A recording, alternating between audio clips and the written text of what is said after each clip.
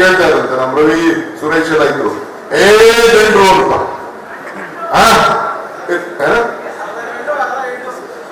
ಯಾವ ಗಂಡಸಿದ್ರೆ ಬಂದ್ರು ಅಂತ.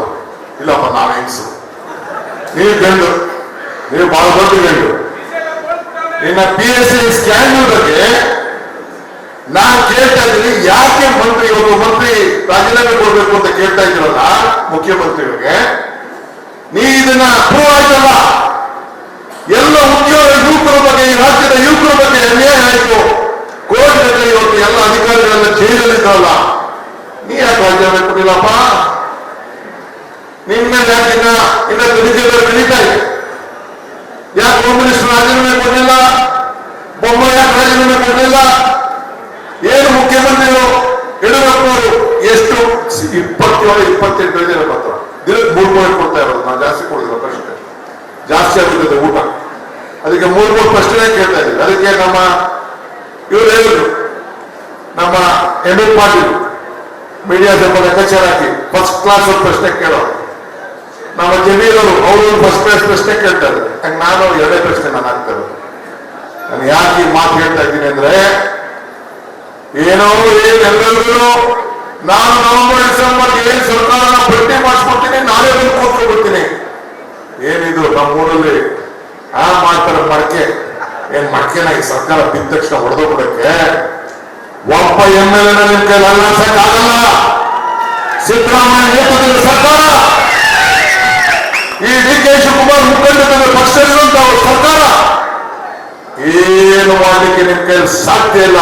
ನಿಮ್ಮ ಭ್ರಮೆ, ನಿಮ್ಮ ಕಿರುಕನ ಕನಸಿದು ಅನ್ನೋ ಮಾತನ್ನ ಈ ಸಂದರ್ಭದಲ್ಲಿ ನಾನು ಬಯಸ್ತಾ ಇದ್ದೇನೆ. ಕಾಂಗ್ರೆಸ್ ಪಕ್ಷ ಒಂದು ದೊಡ್ಡ ಇತಿಹಾಸ ಇದೆ.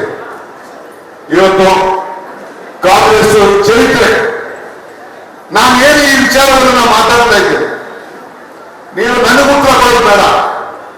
ನಿಮ್ಮ ಬಸವರಾಜ್ ಯತ್ನಾಳ್, ಬಸವನಗೌಡ ಯತ್ನಾಳ್ ಅಂತ ನಮ್ಮ MB ಪಾಟೀಲ್ ಜಿಲ್ಲೆಯವರು ಮಾಜಿ ಮಂತ್ರಿ, ಅವ್ರು ಪ್ರಶ್ನೆ ಕೇಳಿದ್ರಲ್ಲ, ಒಬ್ಬ ಮಂತ್ರಿ ಮುಖ್ಯಮಂತ್ರಿ ಮಾಡ್ಬೇಕಾದ್ರೆ ಇಷ್ಟು ಕೋಟಿ, ಕೋವಿಡ್ ಅಲ್ಲಿ 1,000 ಕೋಟಿ ಹೊಡೆದಿದ್ದಾರೆ ಅಂತ ಹೇಳಿದ್ರಲ್ಲ, ಅವ್ರಿಗೆ ಯಾಕೆ ಉತ್ತರ ಕೊಡಲಿಲ್ಲ ನೀವು? ನೀವು ಪಾದಯಾತ್ರೆ ಮಾಡ್ಬೇಕಾದ್ರೆ ಫಸ್ಟ್ ನಿಮ್ಮ ಪಾರ್ಟಿ ವಿರುದ್ಧ ಪ್ರಶ್ನೆಗಳಿಗೆ ನೀವು ಉತ್ತರ ಕೊಡಬೇಕು. ಮಂತ್ರಿಗಳಿಗೆ ಎಷ್ಟು ವೆಚ್ಚ ಕೊಡಬೇಕಾಗಿತ್ತು ಅಂತ ಏನು ಹೇಳಿದಲ್ಲ, ನಾವೆಲ್ಲ ಹೇಳಿದ್ದು, ನೀವೆಲ್ಲ ಹೇಳಿದ್ದಲ್ಲ. ನೀವು ಇದಕ್ಕೆ ಉತ್ತರವನ್ನು ಕೊಡಬೇಕು. ಮಾರಿಷಿಯಸ್ನಲ್ಲಿ 10,000 ಕೋಟಿ ಅಂತ ಹೇಳೋದು, ಅದೇನೋ ಅಕೌಂಟ್ ಅಂತ ಹೇಳುವುದು RTGS, ಅದರಿಂದ ಮಾತಾಡ್ತೀವಿ. ವಿಜೇಂದ್ರ ಅವರೇ, ನೀವು ಹೇಳಬೇಕು.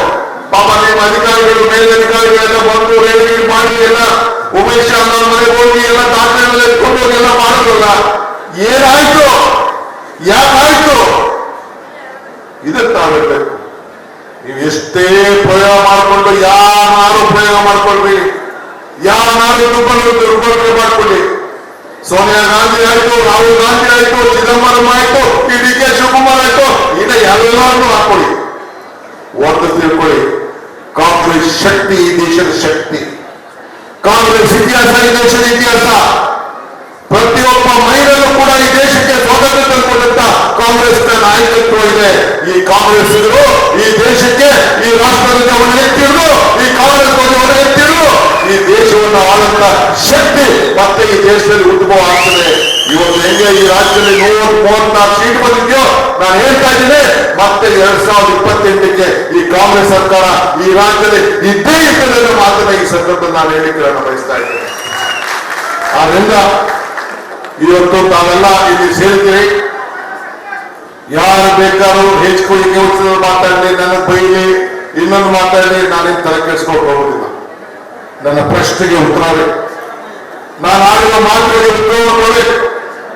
ಇವತ್ತು ನೀವು ರಾಮನಗರ ಜಿಲ್ಲೆ ನಮ್ಮ ಇಕ್ಬಾಲ್ ಹುಸೇನ್ ಆಯ್ಕೆ ಮಾಡಿ ಆಶೀರ್ವಾದ ಮಾಡಿದ್ದೀವಿ, ಮಾನವೀಯ ಆಶೀರ್ವಾದ ಮಾಡಿದ್ದೀವಿ, ನನಗೆ ಬಾಲಕೃಷ್ಣನ ಆಶೀರ್ವಾದ ಮಾಡಿದ್ದೀವಿ, ನನಗೆ ಆಶೀರ್ವಾದ ಮಾಡಿದ್ದೀವಿ.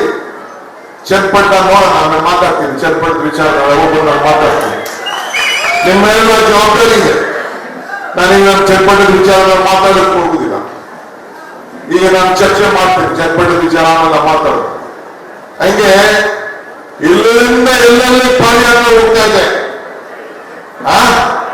ಮತ್ತೂರು, ಮಂಡ್ಯ, ಶ್ರೀರಂಗಪಟ್ಟಣ, ಪಾಂಡವಪುರ, ಮೈಸೂರು ಎಲ್ಲ ಕಡೆನೂ ಕಾಂಗ್ರೆಸ್ ಪಕ್ಷದ ಶಾಸಕರಿದ್ದಾರೆ. ಪಾಪ ನಿನ್ನೆ ಬರೀ ಬಿಜೆಪಿಯವ್ರ ಬಾವುಟ, ನಾನು ಪರಮೇಶ್ವರ್ ಅಂದ ತಕ್ಷಣ ಈಗ ರಾಷ್ಟ್ರೀಯ ಜನತಾದಳ ಬಾವುಟನ ಬಂದ್ಬಿಟ್ಟಿದೆ. ಎಲ್ಲ ಚಿಕ್ಕದವ್ರಲ್ಲ ಹಾಕೊಳ್ಳಿ, ಅವ್ರು ಹೆಂಗಾರು ಮಾಡ್ಕೊಳ್ಳಿ, ಹೆಂಗಾರು ಮಾಡ್ಕೊಳ್ಳಿ. ದಿನಕ್ಕೆ ಒಂದು ಮಾತು, ಬೆಳಗ್ಗೆ ಒಂದು ಮಾತು, ಸಾಯಂಕಾಲ ಒಂದು, ಹಿಟ್ ಅಂಡ್ ರನ್ ಇದು ನಡೀತಾ ಇದೆ.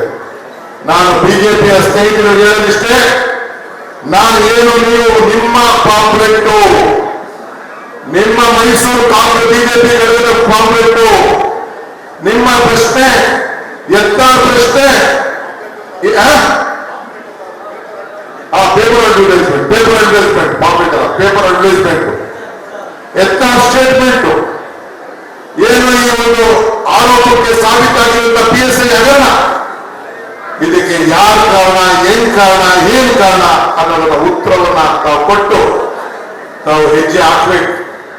ಕಾವೇರಿ ನೀರು ಹೆಜ್ಜೆ ಹಾಕಲಿಲ್ಲ ನೀವು, ಮೇಕೆದಾಟು ಬೆಂಬಲ ಕೊಡಲಿಲ್ಲ ನೀವು, ಈ ರೈತರ ಬದುಕನ್ನು ಹಸಿರು ಮಾಡಲಿಲ್ಲ ನೀವು, ನಮ್ಮ ಜನರಿಗೆ ಉದ್ಯೋಗ ಕೊಡಲಿಲ್ಲ, ಮಂತ್ರಿ ಆಗಿದ್ರೆ ಬಹಳ ಸಂತೋಷ. ಕುಮಾರಣ್ಣ ಮಂಡ್ಯದಲ್ಲಿ ಒಂದು 10,000 ಜನಕ್ಕೆ ಕೆಲಸ ಕೊಡಿಸುವಂತ ಫ್ಯಾಕ್ಟರಿ ಮಾಡ್ತೀನಿ ಅಂತ ಹೇಳಿದ್ರೆ ಬಹಳ ಸಂತೋಷ. ಹಾಸನದಲ್ಲೂ ಫ್ಯಾಕ್ಟರಿ ಮಾಡ್ತೀನಿ ಅಂತ ಹೇಳಿದ್ರೆ ಬಹಳ ಸಂತೋಷ. ಎಲ್ಲ ತನ್ನ ಸಹಕಾರ ಕೊಡಲಿಕ್ಕೆ ಕಾಂಗ್ರೆಸ್ ಸರ್ಕಾರ ಬದ್ಧವಾಗಿದೆ. ತಾವು ಮಾಡಿ ಜನರಿಗೆ ಉದ್ಯೋಗ ಕೊಡಿ, ಜನರಿಗೆ ಗುಣ ತೀರಿಸಿ, ಖಾಲಿ ಮಾತಾಡಕ್ ಹೋಗ್ಬೇಡಿ. ಖಾಲಿ ಮಾತಾಡಕ್ಕೆ ಪಾಪ ಇಲ್ಲಿ ಮತ್ತೆ ನಾನು ಮೊನ್ನೆ ಜನಪದಕ್ಕೆ ಹೋಗಿದ್ದೆ, 22,000 ಜನ ಅರ್ಜಿಗಳನ್ನ ಕೊಟ್ಟಿದ್ದಾರೆ. ಇಲ್ಲಿ ಇಕ್ಬಾಲ್ ಹುಸೇನ್ ಹೇಳಿದ್ದೀರಿ, ನಿನ್ನ ಅವಧಿಯಲ್ಲಿ ಕೂಡಲೇ ಈ ಬಡವರಿಗೆ ಸೈಟ್ ಅಂತ ಕೆಲಸ 20 ವರ್ಷದಿಂದ ಆಗಿಲ್ಲ, ಆ ಕೆಲಸವನ್ನು ನೀವು ಮಾಡಬೇಕು ಅಂತ ಹೇಳಿ ಇವತ್ತು ನಾನು ಅವ್ರಿಗೆ ಆದೇಶವನ್ನ ಮುಖ್ಯಮಂತ್ರಿಗಳು ನಾನು ಸೇರಿ ಕೊಟ್ಟಿದ್ದೇವೆ. ಇದಕ್ಕೆಲ್ಲ ಕೂಡ ಸಿದ್ಧತೆಗಳು ನಡೀತಾ ಇದೆ. ಡೆವಲಪ್ಮೆಂಟ್ ವಿಚಾರ, ಬೇರೆ ವಿಚಾರ ನಾನು ಮಾತಾಡ್ತೀನಿ. ನಿಮ್ಮ ಮೇಲೆ ಅಭಿಮಾನ ಇಟ್ಟು ಎಲ್ಲ ನನ್ನ ಮಂತ್ರಿ ಸಹೋದ್ಯೋಗಿಗಳೆಲ್ಲ ಬಂದಿದ್ದಾರೆ, ನಮ್ಮ ಶಾಸಕರು ಬಂದಿದ್ದಾರೆ, ನಮ್ಮ ಪದಾಧಿಕಾರಿಗಳು ಬಂದಿದ್ದಾರೆ, ನೀವೆಲ್ಲ ಬಂದಿದ್ದೀರಿ. ನಾನು ಬರ್ಬೇಕಾದ್ರೆ ಮಧ್ಯದಲ್ಲಿ ಮಳೆ, ವಿಪರೀತ ಮಳೆ, ಮಧ್ಯದಲ್ಲಿ ಇಲ್ಲಿ ಒಂದು 10 ಕಿಲೋಮೀಟರ್ ಬಿಡದಿ ಹತ್ರ ಮಳೆ. ಏನಪ್ಪಾ ಸಭೆ ಮುಗಿದೈತೆ ಅನ್ಕೊಂಡಿತ್ತು, ನಮ್ಮ ಗಾಡಿನ ಓಡಿಸೋಕ್ಕಾಗ್ತಿರ್ಲಿಲ್ಲ. ಹೆಂಗ ನಾನು ಬಂದೆ ಸಂಖ್ಯೆ ಎಲ್ಲ ಹಾಕಿದ್ದಾರೆ, ಏನು ತೊಂದರೆ ಇಲ್ಲ. ಆದ್ರೂ ಕೂಡ ಇಷ್ಟು ದೊಡ್ಡ ಸಂಖ್ಯೆಯಲ್ಲಿ ತಾವೆಲ್ಲ ಒಂದು ಈ ಒಂದು ಆಂದೋಲನಕ್ಕೆ ಉತ್ತರವನ್ನು ಕೇಳಲಿಕ್ಕೆ ತಾವೆಲ್ಲ ಒಂದು ಕಾಂಗ್ರೆಸ್ ಪಕ್ಷಕ್ಕೆ ಶಕ್ತಿಯನ್ನು ಕೊಟ್ಟಿದ್ದೀರಿ. ಈ ದೇಶಕ್ಕೆ ಸ್ವಾತಂತ್ರ್ಯ ತಂದುಕೊಟ್ಟಂತ ಪಕ್ಷ ನಿಮ್ಮ ಜೊತೆ ನಿಮ್ಮ ಬದುಕಿನಲ್ಲಿ ಇರ್ತದೆ. 5 ಗ್ಯಾರಂಟಿ ಮಾಡಿಕೊಟ್ಟು ನುಡಿದಂತೆ ನಲ್ಲಿದ್ದೇವೆ. ನಿಮ್ಮ ಬದುಕಿನಲ್ಲಿ ಬದಲಾವಣೆಯನ್ನು ಮಾಡ್ತಾ ಇದ್ದೇವೆ. ಮನೆಗೆ ಜೋಗಿ ಹರಿಸ್ತಾ ಇದ್ದೇವೆ, ಹಕ್ಕಿ ಕೊಡ್ತಾ ಇದ್ದೇವೆ, ಅನ್ನದಾನವನ್ನು ಕೊಡ್ತಾ ಇದ್ದೇವೆ, ಅನ್ನ ಭಾಗ್ಯವನ್ನು ಕೊಡ್ತಾ ಇದ್ದೇವೆ, ಗೃಹಲಕ್ಷ್ಮಿ ಕೊಡ್ತಾ ಇದ್ದೇವೆ, ಶಕ್ತಿ ಯೋಜನೆಗಳೆಲ್ಲ ಫ್ರೀಯಾಗಿ ಹೆಣ್ಮಕ್ಳು ಓಡಾಡ್ತಾ ಇದ್ದಾರೆ. ಇಂಥದ್ದು ಒಂದು ಕಾರ್ಯಕ್ರಮ ಬಿಜೆಪಿ ಮಾಡಿದ್ರೆ ಏನು ಮಾಡಿದ ಒಂದು ಇರಲಿ, ನಿಮ್ಮ ಬದುಕು ನಮ್ಮ ಉಸಿರು, ಇಷ್ಟು ಮಾತ್ರ.